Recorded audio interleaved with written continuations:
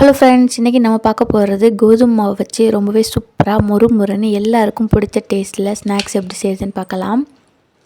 இது செய்கிறது ரொம்பவே ஈஸி. அது மட்டும் இல்லாமல் எல்லாருமே விரும்பி சாப்பிடுவாங்க. இப்போ வாங்க வீடியோக்குள்ளே போய்ட்டு எப்படி செய்கிறதுன்னு பார்க்கலாம்.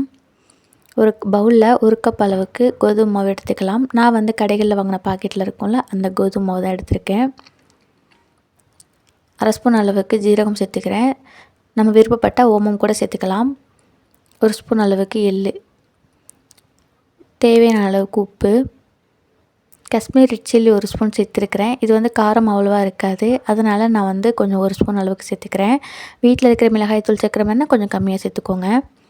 சின்ன சின்னதாக கட் பண்ணி வச்ச கருவேப்பிலை இலைகள் கொஞ்சம் சேர்த்துக்கிறேன். இப்போ இது எல்லாமே ஒன்றா மிக்ஸ் பண்ணி நல்லா வந்து கலந்து கொடுத்துக்கலாம்.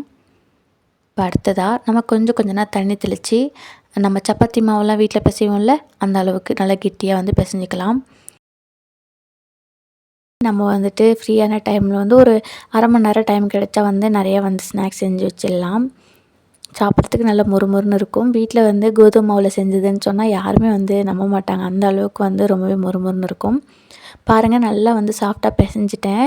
இப்போ இது கூட கொஞ்சமாக வந்து எண்ணெய் ஊற்றி அதையும் இன்னொரு டைம் நல்லா பிசைஞ்சிக்கலாம். ரொம்ப அதிகம் வேண்டாம் எண்ணெய், 1 ஸ்பூன் அளவுக்கு லைட்டாக ஊற்றிக்கோங்க. அப்போ நமக்கு விரித்து எடுக்கிறதுக்கு நல்லா ஈஸியாக இருக்கும். அதுக்காக நான் வந்து ஒரு பெரிய பெரிய உருண்டைகளாக ஒரு 3ஆக வந்து இதை பிரிச்சுக்கிறேன். நார்மலாக நம்ம வீட்டில் சப்பாத்திலாம் விரிப்போம்ல அந்த மாதிரி வந்து நல்லா விரித்து எடுத்துக்கலாம்.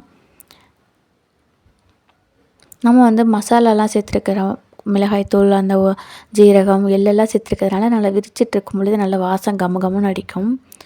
ரொம்பவே சூப்பராக இருக்கும். இது இந்த அளவுக்கு திக்னஸாக விரித்தா போதும். இப்போ நான் முன்னாடியே வந்து இது உருட்டிகிட்டு இருக்கும் பொழுது நான் தோசைக்கல்லை வந்து நல்லா சூடுபடுத்திட்டேன். தோசைக்கல் நல்லா சூடானதுக்கப்புறம் ஃப்ளேமை வந்து சிம் பண்ணிவிட்டு தோசைக்கல்லில் லைட்டாக ஒரு 50% வந்து இது வந்து குக் ஆகிற அளவுக்கு போட்டு போட்டு பரட்டி கொடுங்க.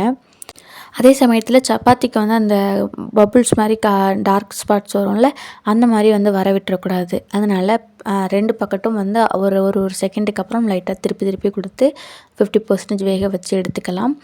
இப்போ இது சூடு ஆறுனதுக்கப்புறம் இப்போ நம்ம கட் பண்ணி எடுக்க போகிறோம். இதோட திக்னஸ் பாருங்கள், இந்த அளவு தான் இருக்குது. ரொம்பவும் பெருசாக இருந்துட்டு அந்த முறுமுறுப்பு கிடைக்காது. மெலிசாக தைச்சிட்டனாலும் அப்பளம் மாதிரி ஆகிடும். ஸோ 2க்கும் நடுவில் இருக்கிற மாதிரி பார்த்துக்கோங்க. நம்மக்கிட்ட இப்போ கட்டர் வந்து இருக்குது, பீஸா கட்டர்லாம் வீட்டில் ஒரு சில பேர் வச்சுருப்பாங்க. அந்த மாதிரி இருக்குதுன்னா அதில் கூட கட் பண்ணி எடுத்துக்கலாம். நம்ம வந்து சிஸ்ஸர் வச்சுருப்போம்ல அந்த சிஸ்ஸரில் கூட கட் பண்ணி எடுத்துக்கலாம் ஷார்ப்பாக இருந்தால். நான் இன்றைக்கி கத்தியை வச்சு கட் பண்ண போகிறேன். இந்த மாதிரி முதல்ல சின்ன சின்னதாக வந்து நீளமாக கட் பண்ணி எடுத்துட்டு அதுக்கப்புறம் நம்ம என்ன விருப்பமான ஷேப் வந்து வேணுமோ அதை கட் பண்ணி எடுத்துக்கலாம். முடிஞ்ச அளவுக்கு சின்ன சின்னதாக கட் பண்ணி எடுத்துட்டோம் அப்படின்னா நமக்கு பொரித்து எடுக்கும் பொழுது நல்லா ஈஸியாக இருக்கும்.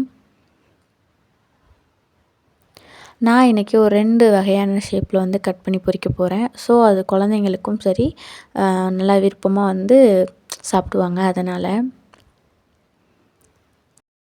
இது போலவே நம்ம ஆல்ரெடி பிரித்து வச்சுருந்த 3 உருண்டைகளையுமே வந்து தேய்ச்சி தோசைக்கல்லில் கொஞ்சம் கொஞ்சமாக லைட்டாக வேக வச்சு எடுத்து கட் பண்ணி எல்லாத்தையுமே வச்சுக்கலாம். அதுக்கப்புறம் மொத்தமாக சேர்த்து நம்ம பொரிச்சிக்கப்போ ஈஸியாக இருக்கும். அவ்வளோதான் ஃப்ரெண்ட்ஸ், நமக்கு எல்லாத்தையுமே வந்து நம்ம கட் பண்ணி எடுத்து வச்சிட்டோம். இப்போ உடனடியாக எல்லாத்தையுமே வந்து பொரிச்சு எடுத்துடலாம். எண்ணெயை வந்து நல்லா சூடுபடுத்திட்டு மீடியம் ஃப்ளேமில் வச்சுக்கோங்க. இப்போ அதுக்குள்ளே எல்லாத்தையும் ஒன்று ஒன்றா தூக்கி உள்ளே போட்டுற வேண்டியதான்.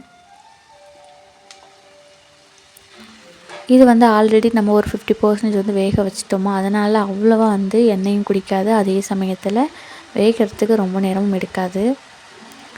உடனடியாக எல்லாத்தையுமே ஒன்று ஒன்றா போட்டுட்டு ரொம்ப நேரம் எடுத்து ஸ்லோவாக போட்டோம் அப்படின்னா முன்னாடி போட்டது கரைஞ்சிரும். அதனால் ஓரளவுக்கு கொஞ்சம் குயிக்காக வந்து போட்டுட்டு எல்லா பக்கட்டும் நல்லா வேகிற மாதிரி மிக்ஸ் பண்ணி கொடுங்க.